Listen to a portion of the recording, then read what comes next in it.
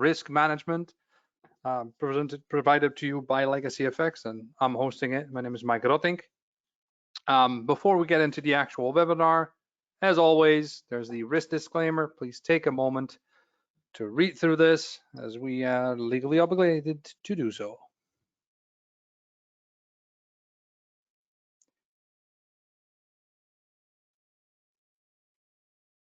That's long enough. All right, so what are we going to discuss today is actually quite simple. I'll give a little bit brief of an introduction about myself for those that weren't here a little bit earlier. We will then go into the actual content of the risk management. We're going to talk about knowing your limitations, so how different things enable you to understand what you can and what you can't do within a risk management point of perspective. We're going to discuss how to control exposure in different ways and different products, or securities if you want to call it correctly. And we're also going to talk about risk and reward ratios, because I put that separate because there's usually a point where people really get stuck. And we're going to talk about stop loss and take profits and lot size and how you calculate these in one way. And at the end, we'll always have a Q&A. There'll be a short extra, and then we'll go into the Q&A. Right, so about me, who am I? Well, like I said, my name is Mike Rottink. I'm 36. I live in Greece with a wife and kid. I studied international business. During this time, I was always very lenient towards the financial side of things, which rolled me into kind of investing, which was interesting to me, which brought me to what was then known as binary options, which brought me to actual Forex trading.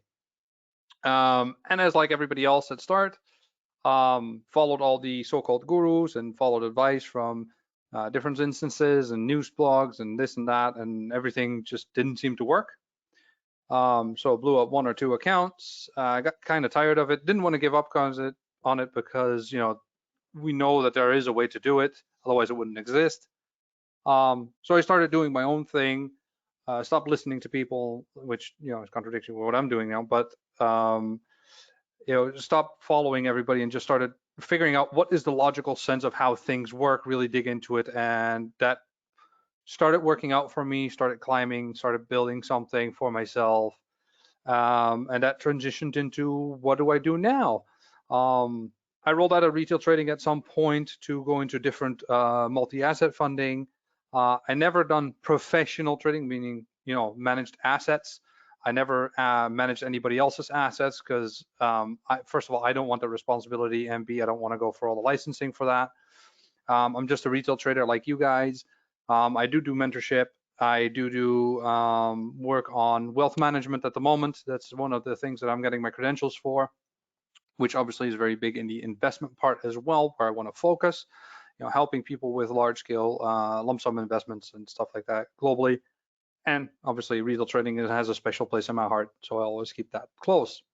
That's me in a nutshell. So risk management. So risk management is a very broad term. You can use it in different ways. For those that were with my webinar about building your trading strategy, risk management is part of that. But within the risk management, the first thing I want to tackle is knowing your limitations. And this is one that people often don't seem to get. Quite often I come across a scenario where somebody is trading certain commodities or CFDs or lot sizes, which we'll get back to later, that don't make any sense based on the account that they have. Basically, they're not trading with any strategy. They're randomly just basically throwing trades out there, hoping to hit something right. There's no real aim behind it, or process, or thought. There's no fundamental analysis. There's no technical analysis. It kind of, some people just follow signals. But what people don't understand is your capital is what determines what you can and cannot trade.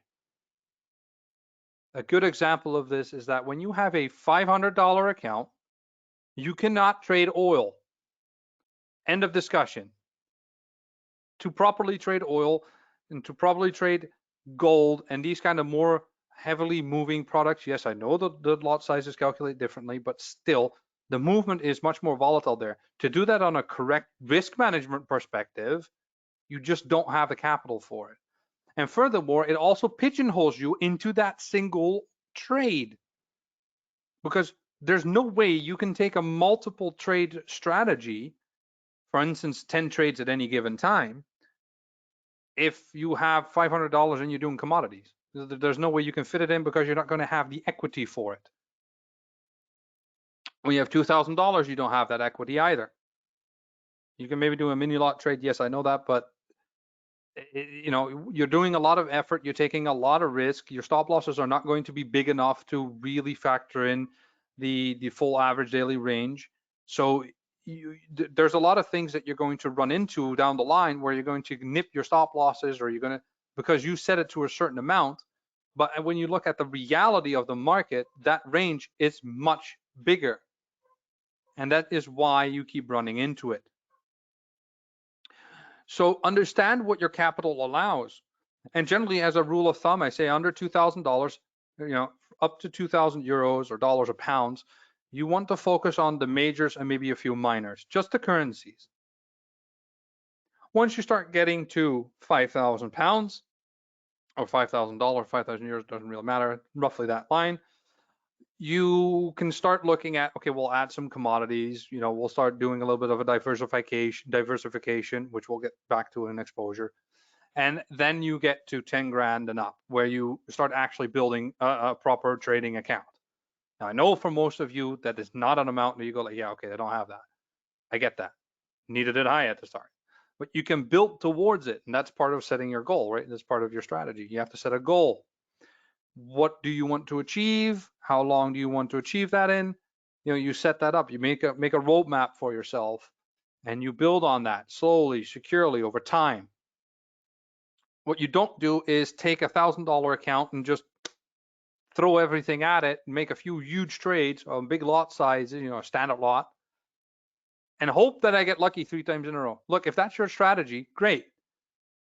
However, may I recommend a casino and put everything on black 3 times in a row, or red, whichever is your preference, and fingers crossed, 49.5% opportunity that that's going to work out for you, times 3.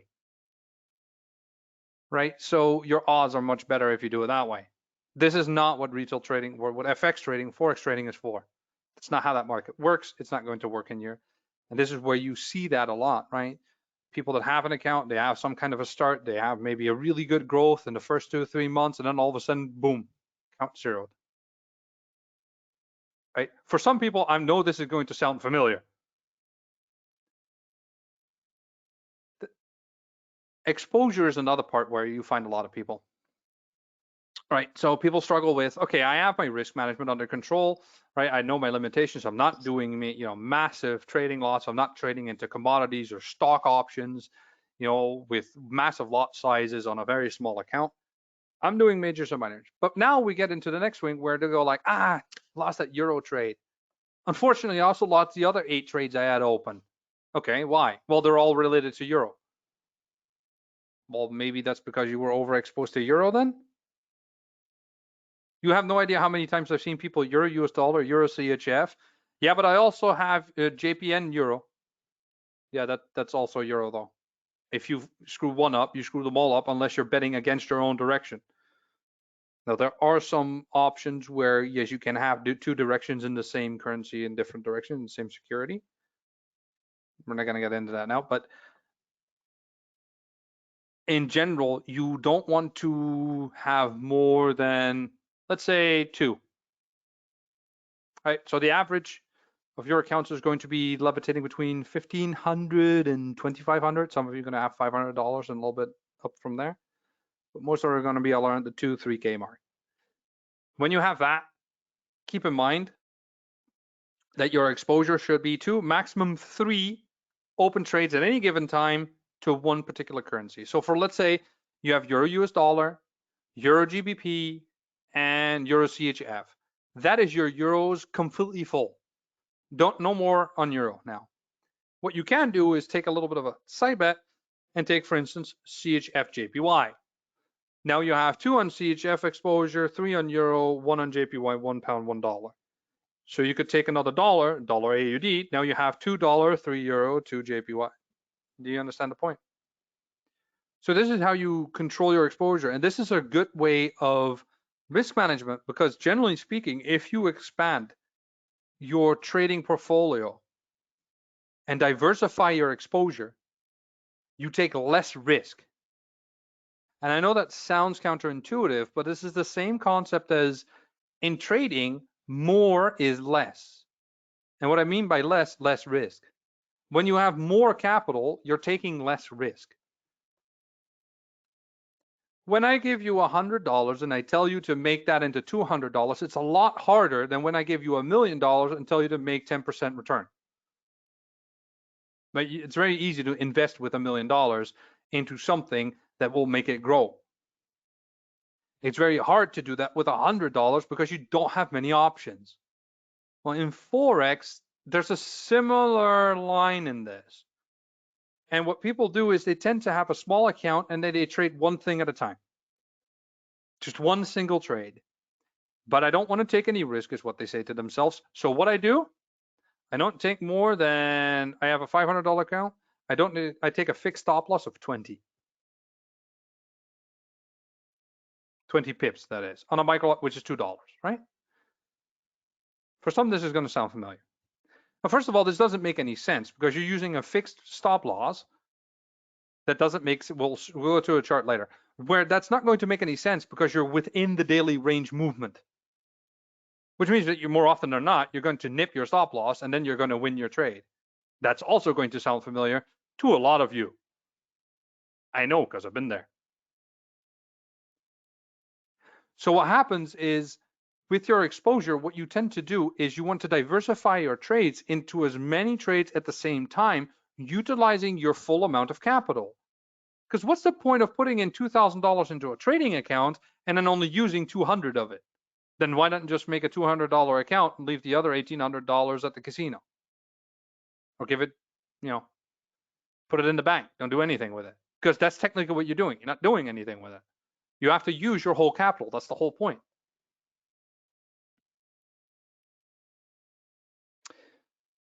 So risk reward ratio, we asked about stop loss and take profits. Right now, there's several different ways. In technical analysis and entry points is one of the webinars I've done where I explained how you factor in your stop loss, how you take profit. We're going to skim over that really fast in a bit on a chart. But what we do need to understand is that risk reward ratio should never be negative or equal. And it is way too often that people have either a fixed stop loss, which doesn't make any sense. It should always be a percentage of capital. And I'll explain that later. You have a stop loss that should be outside of a resistance or preferably the trend line. So outside of 2 points of pressure where it needs to get through. And if it is round numbers in the area, then you know there's a lot of pending orders usually there because that's trader sentiment. So you want to be above that or underneath that, whichever direction you're taking. And your take profit should be at least 2-3 times that. Now we're going to elaborate a little bit more on risk and reward later. And we're going to use the chart for that as well because that will make sense. But in essence, right, you want to aim to at least 1 to 2 when you set it up. If you cannot get that ratio inside your trade, you should not even consider the trade, no matter how big you think the chances that it's going to succeed. And you should never trade without a stop loss.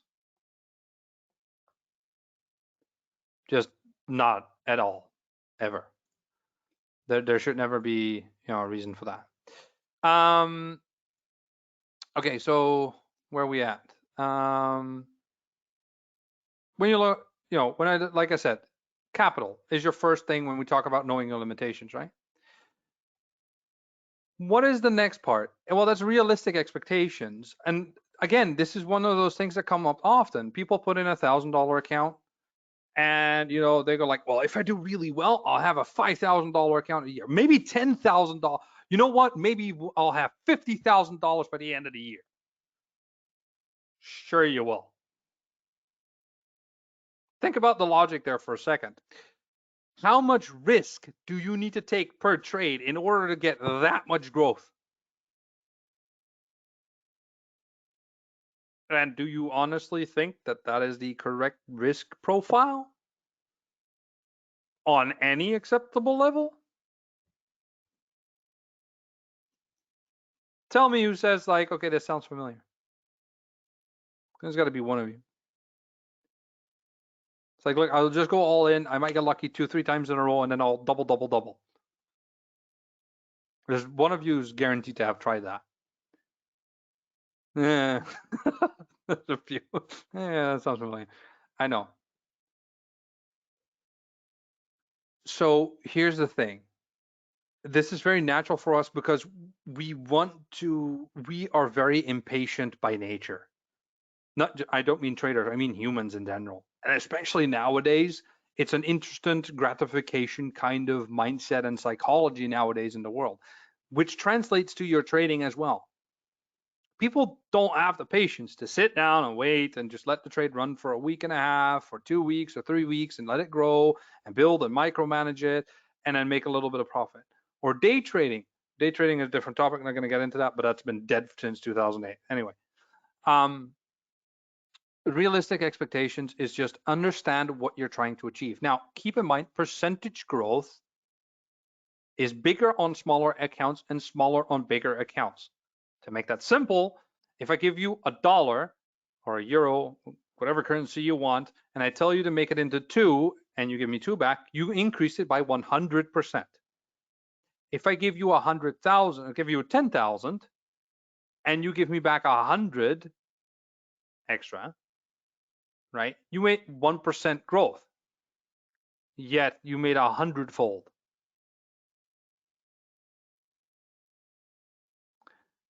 Now, when you think about target is why does percentage come into play here? Einstein actually said it where, compound interest is the 8th wonder of the world. If you work with a strategy that works on percentages and not on a fixed amount, the amount becomes irrelevant. Because think about this. If your account is, and I'm going to keep going with like 2,000 euros because that's kind of the average. So 2,000 euros. And you risk, let's say your risk appetite, let's say you're very new, so you want to be very safe, 3% per trade. So the stop loss doesn't matter because it doesn't have a value until you put a lot size to it. And we'll get back to that later.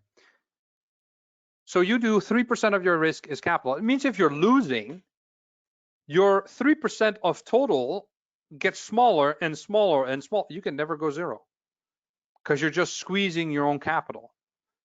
But when you're winning, you gain back much faster because you're also winning with a bigger risk, a bigger reward ratio, which means your growth is going to be considerably different than what you think it is. You can climb back 3 times as fast, roughly. If you get lucky, 4 times as fast. But generally speaking, it's like 2.5. So let's say you have 10 losses in a row. In 3-4 trades, you've negated that. So the 5th trade is profit.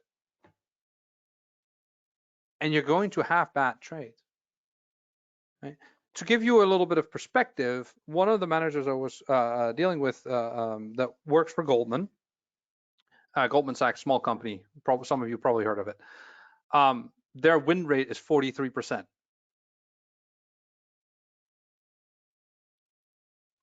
I'll let that sink in for a second because a lot of people think that they don't lose. No, they do. They lose more than they win. But it's by proper risk management. It doesn't matter that you lose. Losing is part of the game. What matters is controlling your losses because that's the only side you should actually care about. I've never heard anybody complain about getting more money in their winning side. I've heard a lot of people complain about losing though. Nobody ever really complains about winning. If you are one person that complains if you win too much, then please do step forward. I'd love to talk to you. It'd be interesting. But I doubt anybody of you. Right? So keep in mind, with retail trading, it's obviously a different cookie. Now, you're not going to need 70 or 80 or 90% win rate. You absolutely don't, unless you're scalping, but that's beside the point. If you're doing proper normal trading and trading techniques aside, I will show you a bit down the line that with proper risk management, if you trade normally with a proper risk reward, your win rate should be 40%. You will have a profitable account on a year basis. Meaning your account will grow every year. So when you get better at trading, where you start pushing to 50, 60%, and then you get even better at it from that point where you start getting more advanced, you go to 60, 70%, you don't lose, technically speaking. You will still have bad streaks. You will still have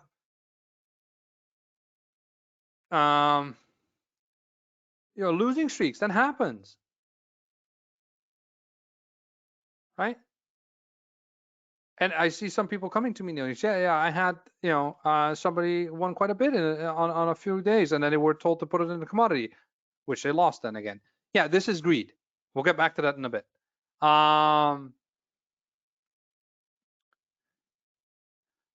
So another one is what percentage? Like I said, if you're new and you have a small account, think about 3%, because think about it. If you do 3%, if you have 10 trades open, you're using 30% of capital. For a beginner, that's enough, because that gives you 70% of equity to move around. Right, don't go past 50. Keep about half of it to move around in negative, and half of it's reserved. Right? If you do that, you're using your full capital to swing around and move. Right? Make sense? You will never zero out the account that way. So what about lot sizes? Well, again, I touched on this, right? I've seen people with $1,000 account trading on standard lots. There's no way your account can handle that. Unless you're trading Euro CHF, which moves like 0.5 pips every century. Even Euro US dollar is too volatile for you. And it's not. It's like the opposite. It's like watching paint dry. But there you go. On a standard lot and $1,000, you can't do that. And this is why it's important to understand 3%. So what's a realistic expectation when it comes to growth? To touch on that before we go. Well, very simple. Normally ROI is 10%, but like I said, smaller accounts have different outlooks than bigger accounts. When you are thinking about retail trading, what you should think about is you want to aim to get about 50% a year. That would be 5% a month growth, including 2 losing months, where you basically have 0, so you negate them. Right, that way you could have about 8 winning months, because they're going to be a little bit more than 5, a little bit less than 5, 2 losing months, which 1 winning month will cover with proper risk management. So basically you lose 3 out of the 12 months. Right, so if you go for that, and think about it, that's 50% growth. So you have 1,000 now, you have 1,500 at the end of the year. Then the next year you'll have 2,250. Now I have a lot of people ask me, should I take the money out? No, because then you lose the whole point of trying to make your investment grow. You have a small account, you don't have the luxury of taking out the money to live off. It's not enough. So let it sit there and grow it. Eventually, what you could do, if you want to, is take your initial investment capital out. Now you've secured your investment capital, and now you're trading with pure profit. You set yourself back for whatever the investment was, right? Because you have the account. Let's say you start with 1,000, you grow it to 2,000, you take 1,000 out, you're now back to 1,000, you start basically over again, but you've secured your investment capital, you're now growing only. Personally, I would just leave it in and just keep going, but that's me. So exposure is more than just the currencies. We also have to think about global influences, right? So as you understand, if you have dollar, euro, and gold in your portfolio, you're now exposed to any global movement within those 3, and they're connected to each other, right? So if you're trading euro US dollar and you're also trading gold, the dollar and the gold are going to be related to each other. So if one shifts, the other one shifts as well, which means that you're going to get a negative trade effect on one side or the other. And spreading your exposure to different types, obviously diversification, right? Not just exposure within miners and miners. When you have the account size that can allow it, you want to also expose to, adding some commodities, then you will add some stock, um, and eventually when you get to different types of investments, you do cash, you do securities, you do some bonds, you do some real estate, then you have some risk profile stuff, you have some stable profile stuff, and you put that all together into one investment vehicle. That's your thing, right? We don't have that with retail trading. So what we do is we look at majors, minors, exotics, CFDs, commodities, stuff like that, stocks, right? So you want to make a bundle of different things. Now, especially at the start, when it comes to stocks, don't go into individual stocks because that would require you to actually understand the companies that are behind it. But you want to, like the FTSE 100, the NASDAQ, stuff like that. Average moving things that kind of have a very expected pattern almost. So what about risk reward ratio, stop and loss? Now I touched on that a little bit. So the 1-2, the 1-3, or the 1-4 rule, which one is it? Well, 1-2 would be the minimal. Before that, you wouldn't even consider opening the trade because then you're risking either the same amount as you're willing to make, or you're risking more money than you're willing to make, which is completely retarded, but that's scalping. However, when you do 1-3, you're now in a good spot because 1-3 would mean that in every 3 trades that you lose, 1 winning trade would cover it all, which means a 25% win rate. You just break even. So you already see that with a 30%, 33% or more win rate, you would have a profitable account if you control your risk. So 1-4 would be ideal, 1-5, 1-6, 1-7, whatever. You can keep going up. But basically, I usually say the cutoff is 1.1-3. That is your preferred trading. You're not going to always get it. And if the trade is under 1.2, you just don't take it. You're too late for the show. Let it go. Forget the trade is there. You're too late. You missed the boat. You can't set it up properly. Just let it go. There's plenty of opportunities. You don't have to have every single one of them. Walking away is very important. All right, we're very impulsive. Oh, this is a big move. Oh my God, I missed it. I can nip the end. Let me just grab a little bit of it. Or, you're going to do the same thing you always do. You open that trade, you see that it pulls back or it spikes on or whatever direction you took, and it nips your stop loss, and you're like, well, shit. That's got to sound familiar to somebody. And you've done that more than once. At this time, it'll be different. It's not going to be different. Just walk away. Proper entry points and exit points are very crucial. And you do that with your technical analysis to indicate what the entry and exit points are. And don't marry your positions because a lot of you are too stubborn. It's like, I'm in a loss and it's been in a loss for a week, but it hasn't hit my stop loss. Yeah, so just get rid of it. Don't marry to your position, all right? Sometimes it just doesn't want to do it. Leave it. Move on, replace it with a different trade. You'll catch it up. Right? It's better to keep doing different things than getting stuck in 3 or 4 trades and just, a month down the line, it's still the same 3 or 4 trades and they still haven't done anything. Instead of if you would just cut them off in the first 3-4 days and just replace them with something else that might have worked out. So what about fixed and moving stop losses? This is a very tricky one. Not tricky, but it depends a little bit on your platform, how they work. The platforms that I generally work with MT5, I always start like this. You have a fixed stop loss at every single trade. Don't care who your advisor is. I don't care who you work with. If he says trade without a stop loss, red flag, you're out. You always, always, always trade with a stop loss. I don't care how good you are. And I have seen accounts without stop losses. Tell me. I've seen accounts that had trades open since 2007, and that was last year. But eventually euro US dollar is going to get back to 184. I'm sure of it. Right? So it's like, get rid of it. Right? Don't get married to your thing. So fixed stop loss is one thing. Start with your fixed stop loss. Stay with your fixed stop loss. That is the risk. When you open a trade, you do the initial calculation. If I go in now, my stop loss is supposed to be there. The distance between this and that stop loss is whatever, 30 pips, 60 pips, 100 pips, 150 pips. It doesn't matter. This is just pips. Pips have no value. It's a number. When you put a lot size to it, it gets a number. So factor in what is 3% of my account. So let's say I have a $1,000 account. Anybody want to take a gamble here? 3% of 1,000. Come on. Who? 3, 2, 1, go. Nobody? Really? Come on, guys. It's easy. Thank you. 30. All right. So you have your 30.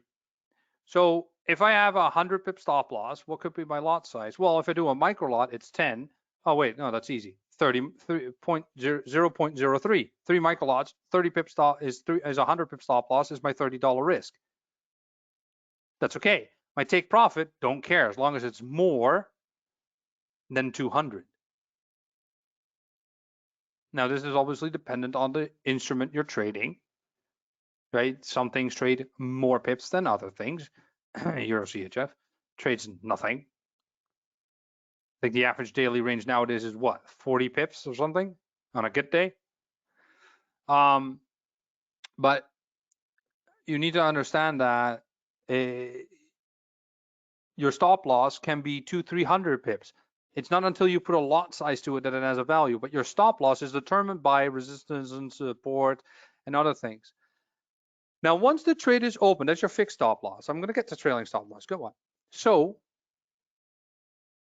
you have your fixed stop loss. That's set. Your trade is open. You've accepted it. Once you open that trade, you are risking the $30. You accepted that you're losing $30 if you lose.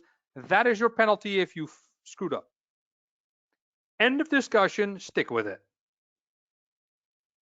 Unless obviously 5 days down the line it's still somewhere in limbo, then just cut it off wherever it is. But you started. Now the trade starts going into the green. I like this scenario. What about you guys? So it's going into green. We're great. We're now 40% towards my take profit. What's the number one thing nobody does? Secure the freaking entry point. Yeah, but what if it pulls back and hits my stop loss at the entry point? Well, then you lost zero. All you lost is some time. How many times have you had a trade go into green? You didn't want to put the stop loss to zero because maybe it will nip it, and then it pulled back to zero like you thought it would, and then it actually went all the way to your stop loss. So you ended up losing a winning trade. Hands up, who? I know you're in there. Yeah. Well, there you guys are. 1, 2, 3, 4, 5, 6, 7, 8, 10. All right, we can keep going. All right, good.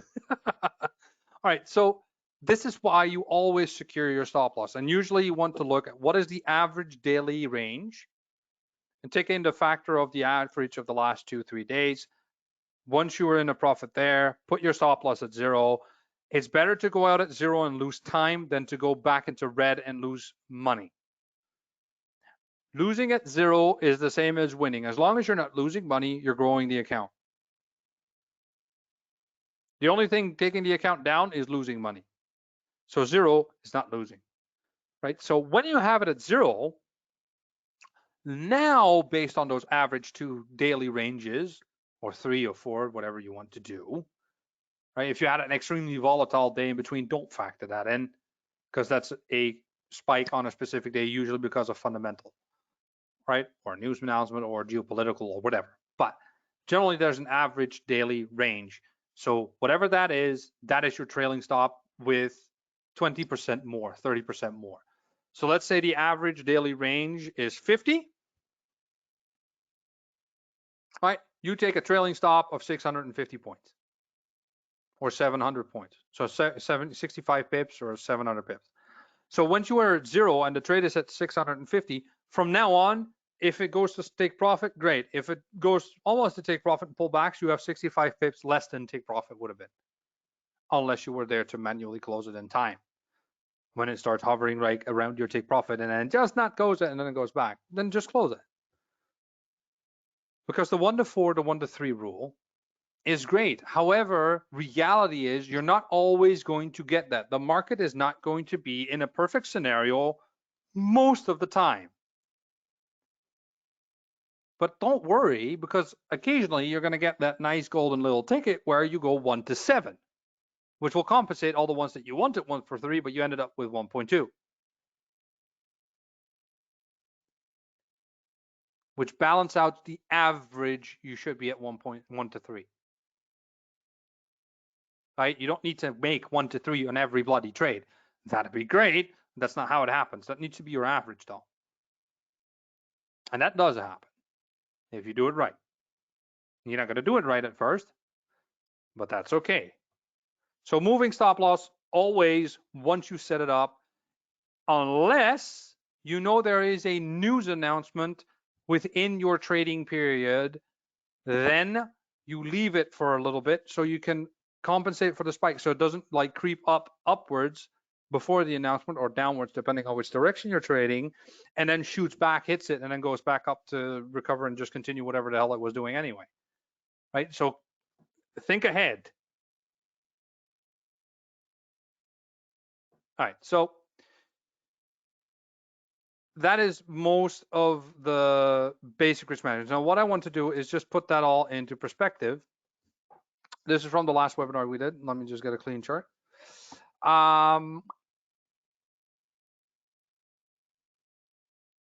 So let's put a few of these things in practice. So let's take a scenario about, right, exposure. I mean, all of this stuff is, I think, pretty straightforward, right? So now we're going to get into a little bit more fun part. So let's set up some scenarios. So that's the recent high. We have the recent high before that, which is pretty stable. This is on the day chart, by the way. I'm just putting in a few things really fast because we don't need that much. This one's actually more in limbo, so this is probably a 4-hour one. We'll just leave that out. Put those in. Actually, it's spaced out, okay. All right, so before you guys start shooting me questions, we'll get to Q&A later, and then we're gonna go into the chart again, and we're gonna do all your questions.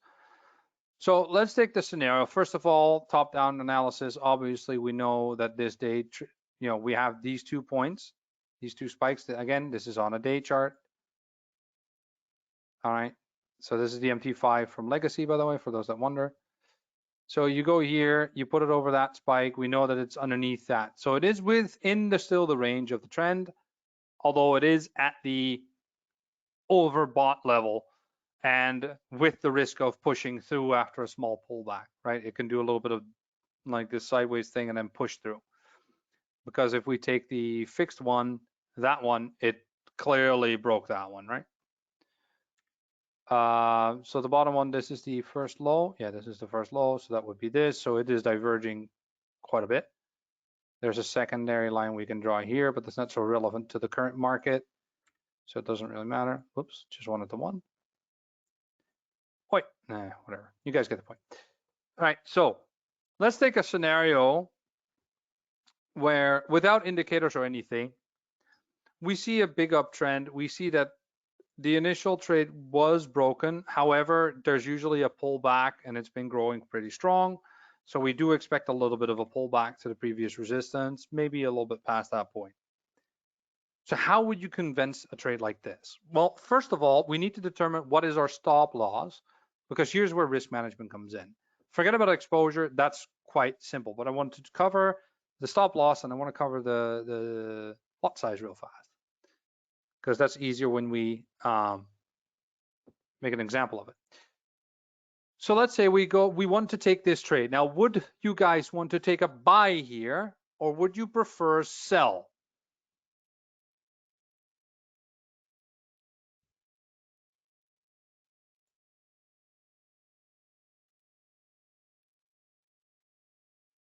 Everybody's saying sell. Well, I'll take a buy then. Okay, so here's the thing.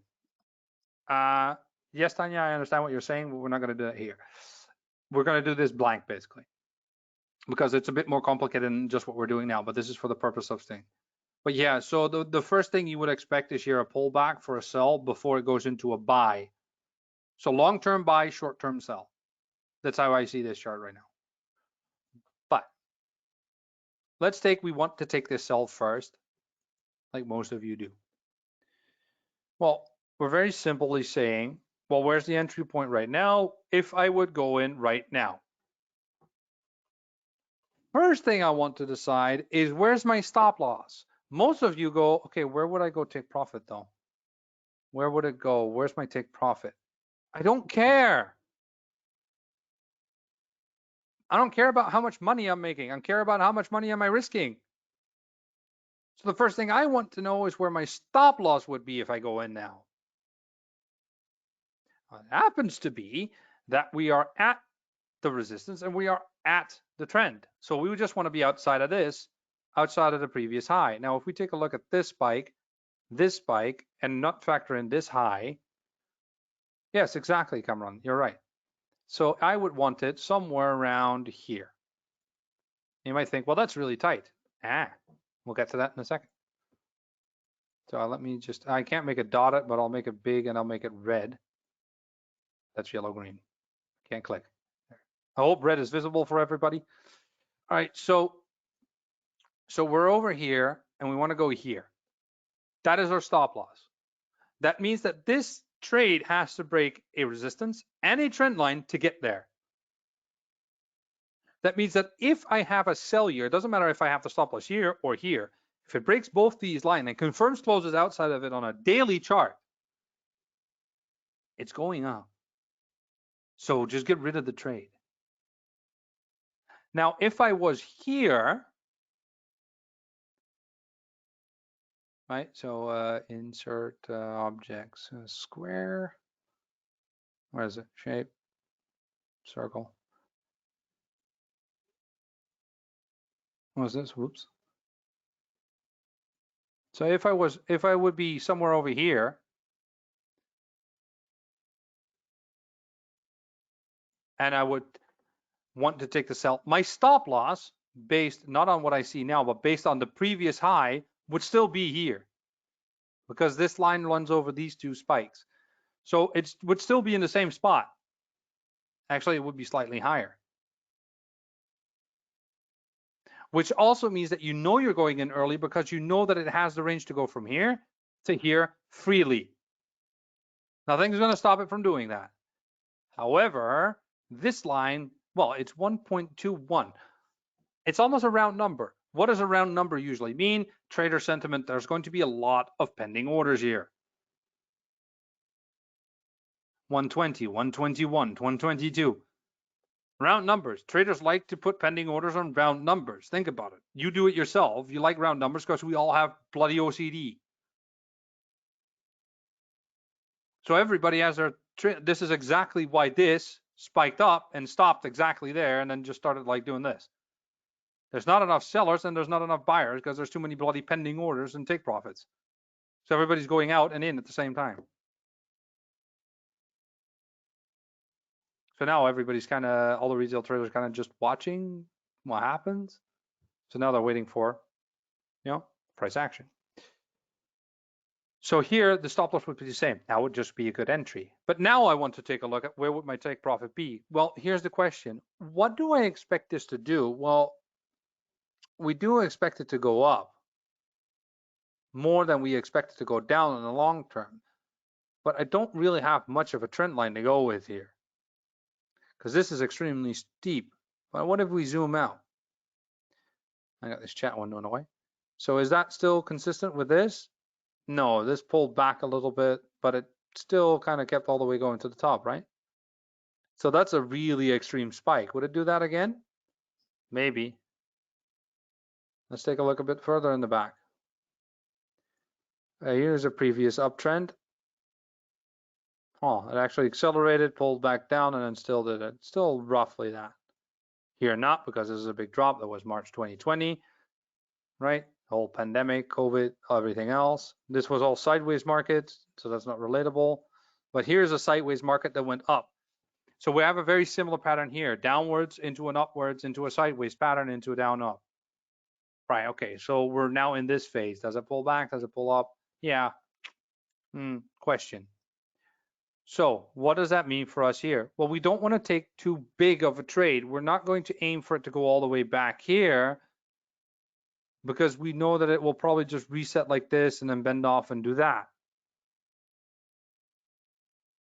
If you feel, however, it's going to go down all the way, then you obviously want to take an initial take profit here and a secondary take profit somewhere over here. Personally, don't think so. So I am going to take that sell, but oh wait, hold on a second. Let's put our take profit in, so that's over there. Okay, now we need to do measurements. If I go in now, my stop loss is 450 points. My take profit would be 450 points. God damn it, it's 1-to-1. Do we do 1-to-1 trades? No, we don't. We don't like them. So that already forces me to take the take profit to the next point. Now, is this realistic in a pullback scenario? Yeah, it's less than 50%. I think it's pretty reasonable. If you put Fibonacci on this, I'm pretty sure it's like 62. Yeah, see, 39.2. Well, I actually have it inverted because I'm dumb. Sorry. 61. There you go. So for those that do Fibonacci, So yeah, there. Okay, yeah, I can go with that. I mean, I can secure. Oh wait, hold on. That line still does have service to me. But now I have a stop loss of 450 to 1,000, 1-to-2, a little bit more. I'm okay with that. But these are just numbers. How do we get them to have a value? Lot size. So let's say we have a scenario where our account is $1,000 or euros or whatever, 1,000. Your stop loss is 43 pips, 430 points, 43 pips. What is my lot size at a 3% risk of capital? I have $1,000 and I want to risk 3% of my account on a 43 pip stop loss. Who wants to go for this one?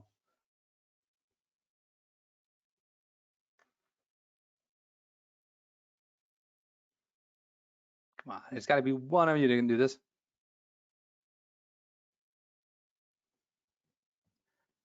I have $1,000. My stop loss is 43 pips. What lot size can I use to get 3% of capital risk?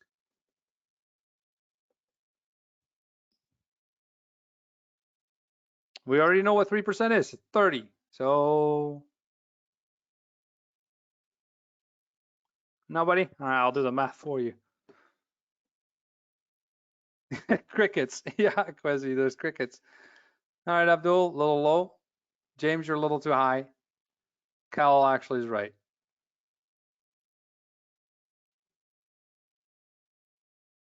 So if you do one mini lot, what some say, one mini lot equals, I know it's not exactly, but let's say it equals $1 per pip. If you do one mini lot, it means that you're risking 43, which is more than the $30 we're willing to risk. So if we do 0.5, how much are we risking now? We're risking 20. Well, that's too little. So it's got to be in between 1 and 0.5, which is 0.7. So this trade, if I would take it in your scenario, I would do 0.07 micro lots, sell. Wait, does it open it? Where's the line? Yeah, hey, demo counts. Right. Is it open here? You can see I've done a few things. No? Yes? What? No? Okay. No. Right. Guess not. Right. Okay. So apparently it doesn't open trades anymore. Whatever. So you have 0.7. You take your sell. You now have your fixed stop loss, which is this, which is risking your 3%, a little bit less than 3%. But think about the profit now as well. Now that you know your risk is 3%, how much am I making if I go all the way in this trade? So we're talking about 120 pip take profit at 0.7, which means 70 cents per pip.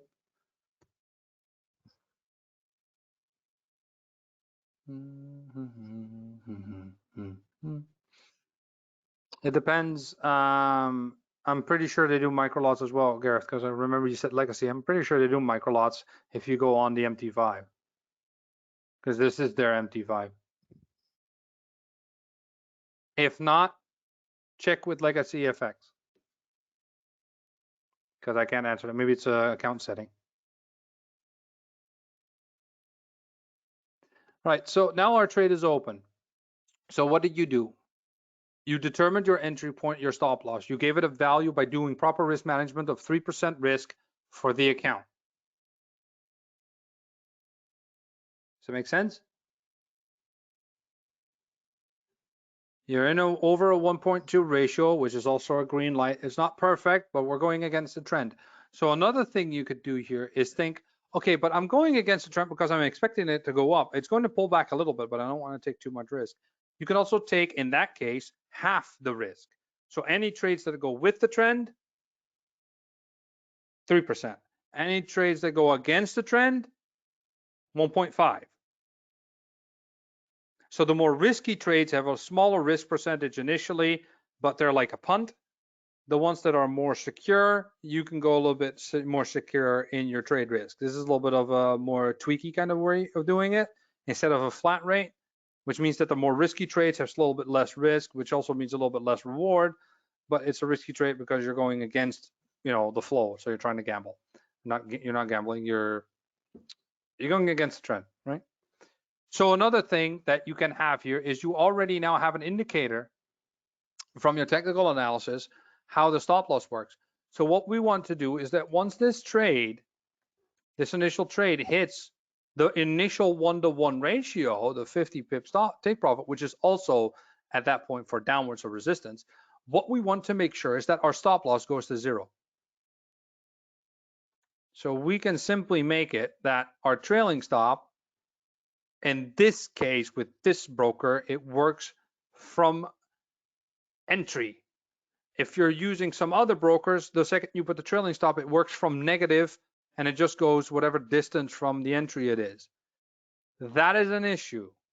Then you have to first wait for it to get here, manually move it to 0, and then put the trail in. In this case, I want to put the trail in, but I don't know if I can do that on this trade because I can't see the trade. Where's my open trades?